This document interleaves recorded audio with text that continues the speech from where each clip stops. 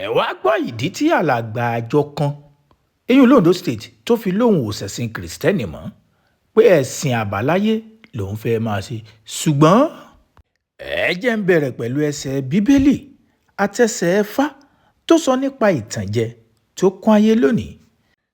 Ó rí pé ìtànjẹ ní máwọn ènìyàn máa kúrò nínú ẹ̀sìn kan bọ́ sí ẹ̀sìn mìíràn. Mátíù orí 7 ẹsẹ̀ 15 òun sọ pé ẹ ṣọ́ra fún àwọn wòlíì èké tí wọ́n ń tọ̀ yín wá ní aṣọ àgùntàn ṣùgbọ́n ní inú wọn àwọn ìkòkò apanirun ni wọ́n. Ìwé Mátíù míì tún sọ pé nítorí àwọn Kristi èké àti àwọn wòlíì èké yóò dìde wọn yóò sì ṣe àwọn àmì ńlá àti iṣẹ́ ìyanu láti tan àwọn ènìyàn jẹ. Bí ó bá ṣeé ṣe pẹ̀lú gan àwọn àyànfẹ́ pàápàá wọn ò kó sínú páńpẹ́ wọn. Ẹ jẹ́ wá mú ẹsẹ̀ ẹ̀fà kan wá tóun náà sọ̀rọ̀ nípa ìtújẹ tó kún ayé lónìí. Ẹsẹ̀ ẹ̀fà kan sọ pé kí a má ṣe pe ohun kan ní ohun tí kì í ṣe, kí a má ṣe tàn ènìyàn jẹ, kí a má ṣe ṣe ara wa ní ọlọ́gbọ́n níbi tí a kò ti gbọ́n. Ìdí tá a fi mẹ́sẹ̀ bíbélì wá ni àti ẹsẹ̀ ẹ̀fà ìwá ni pé gbogbo yín náà lẹ́ẹ̀tì rí ìròyìn kan tó ń tàn káàkiri níkànnì ayélujára nípa alàgbà àjọ kan yìí londo state tórúkọ rẹ̀ ń jẹ́ pásítọ̀ Ọlábánjọ Felix Gold tó lóun ò ṣe ẹ̀sìn ìgbàgbọ́ mọ́ ó lẹ́sìn àbáláyé lòun fẹ́ máa padà ṣùgbọ́n kí ni tó gbé tó fi lóun ò ṣẹ̀sìn kìrìsìtẹ́nì mọ́ tó fi lẹ́sìn àbáláyé lòun fẹ́ máa ṣe ẹnu ẹ̀ náà lẹ́ẹ̀tì gbọ́ ń play fídíò tí alàgbà àjọ ìṣe lẹ́yìn ìgbà tí wọ́n bọrí fún táwọn babaláwo kan ra mú tí wọ́n bọrí fún ń play fídíò ó sọ̀rọ̀ ilẹ̀kùn ń tún wá mú àwọn táwọn ènìyàn ń sọ níkànnì ayélujára ń mú wá fún yín ṣùgbọ́n ìdí wo lẹ́yìn lérò páwọn ènìyàn fi ń kúrò nínú ẹ̀sìn kan bọ́ sí mi. Ẹ máa fi sábàlá àríwísẹ̀ yan comment section kájọ máa gbéyẹ̀wò ìdí ìwo làwọn ènìyàn sọ èèyàn ní comment section. Toro tún fi àwọn nǹkan kan síbi fídíò náà ṣùgbọ́n ẹ kọ́kọ́ gbọ́ fídíò náà mú padà bọ̀ ń wà mú táwọn ènìyàn sọ níkànnì ayélujára àjọ rí reaction bíi 3 àbí 4 táwọn ènìyàn tí wọ́n fi sí abala àríwísí lábẹ́ fídíò náà. Èmi pásítọ̀ Ọlábánjọ Felix Gold tó jẹ́ olùdásílẹ̀ Image of God Evangelical and Prophetic Ministry tẹ́lẹ̀tẹ́lẹ̀ ṣùgbọ́n tí ó wá ti di Ìfáwámirí àwòrán Olódùmarè babaláwo onífá.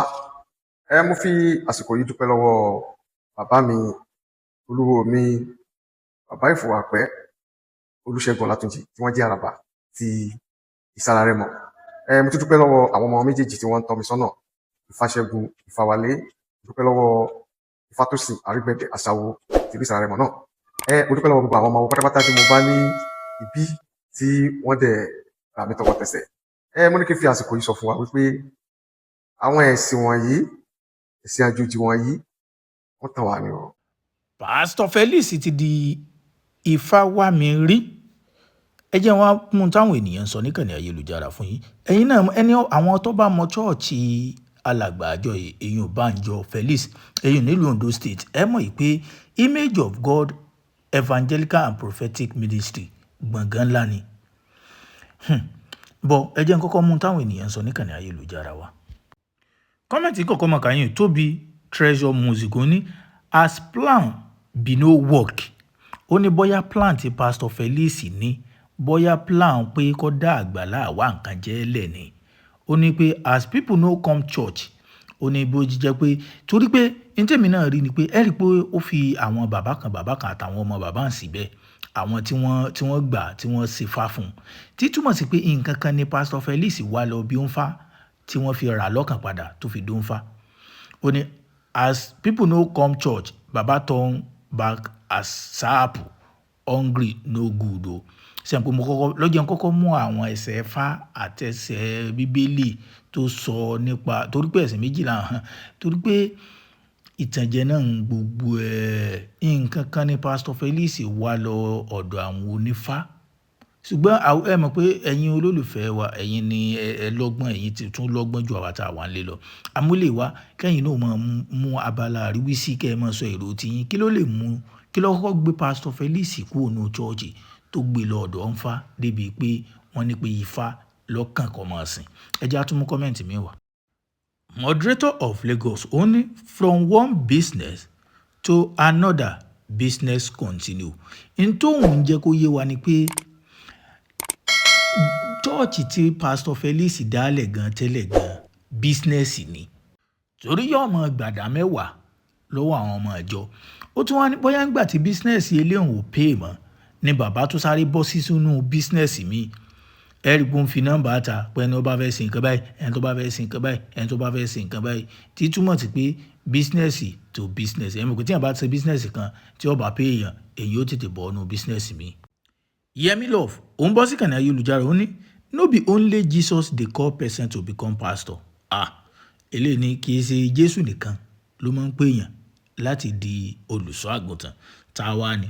Ó ní even Òòṣà too dey call person now to become babaláwo. Ó ní òun ní Òòṣà tó ti ń pè èèyàn láti di babaláwo. Ẹ jẹ́ á mú kọ́mẹ̀ntì bí ẹyọ kan àbí méjì sí wa ká tó wá ṣàlàyé àwọn kankan fúnra wa. F-Square, ó ní there is similarities between what he is practicing before and what he converted to. Ẹ rí pé ẹnìkan náà ti kọ́kọ́ sọ, ó ní from one business to another. Intẹ́ni náà tó sọ ni pé ó ní kò fẹ́ sí yàtọ̀ pọ̀ pé ó fẹ́ jọra wọn níbi in tó fi lẹ̀ àti in tó tún gbámú. Ẹ jẹ́ á mú kọ́mẹ̀ntì ẹyọ kan sí wa. Very big name, ó ní this is what he is practicing secretly. Why a pastor? Eléyìí ní sí ká má fẹ́ kọ̀tàn náà fúnra wa. Pastor Felix yìí nǹkan tí ń ṣe tẹ́lẹ̀ gan-an ni nígbà tó wà nínú pastor tí ń ṣe alàgbà àjọ láwọn èèyàn lórí. Torí tẹ̀ bá kí ni Pastor Felix wá délé babaláwo tó fi di pé wọ́n wá ń borí, wọ́n ń ṣe nǹkan kan, wọ́n ń ṣe kinní fún. Ọ̀rọ̀ wà níbi tẹ́ni sọ. He just decided to come out openly. Ó ní ó kàn wò pé kó ń wò kúkú wá jẹ́ káwọn ènìyàn ọmọ true colour ọ̀hún ni. Ẹ̀yin olólùfẹ́ mi ń lé, kí lè rò tiyín lórí eléyìí? Torí pé n tó ń kọ èmi lóminú kọ́kọ́ ni wípé ìwọ tó jẹ́ alàgbà àjọ lé àwọn ọmọ ìjọ lórí. Ṣé àwọn babaláwo ní lọ ṣe wáàsí fún nínú chọ́ọ̀chì ni? Àbóhun ló gbé wáàsí lọ bá àwọn babaláwo táwọn babaláwo wá padà ṣe wáàsí tí wọ́n fi jèrè ọkàn ẹ̀? Àbí kí ló wá lọ sí ọ̀dọ̀ wọn gan lálàkọ́kọ́? Ìbéèrè tèmi kankan tí ọ̀kọ̀ọ̀kan ń bèèrè wa nù. Ṣùgbọ́n ẹ̀yin olólùfẹ́ mi ń lé, ǹjẹ́ ní ẹ̀yin lè sọ fún wa lábala àríwísí nǹkan wo ló lè gbé èèyàn kúrò nínú ẹ̀sìn kan? Ká sọ wípé nínú ẹ̀sìn ìgbàgbọ́ tí ó wà sọ wípé ẹ̀sìn àbáláyé ló ń fẹ́ máa ṣe, tàbí tí ó sọ pé ẹ̀sìn àbáláyé wọn ò ṣẹ̀sìn àbáláyé mọ́, ẹ̀sìn ìgbàgbọ́ ló ń fẹ́ máa ṣe bí i Pastor Felix yìí. Mo fẹ́ kẹ́ bọ́ sí abala àríwísí, ẹ fún wa ní èrò tiyín lórí eléyìí. Kí lè rò tiyín? Ẹ drop comment, ẹ subscribe, kẹ́ share fídíò wa.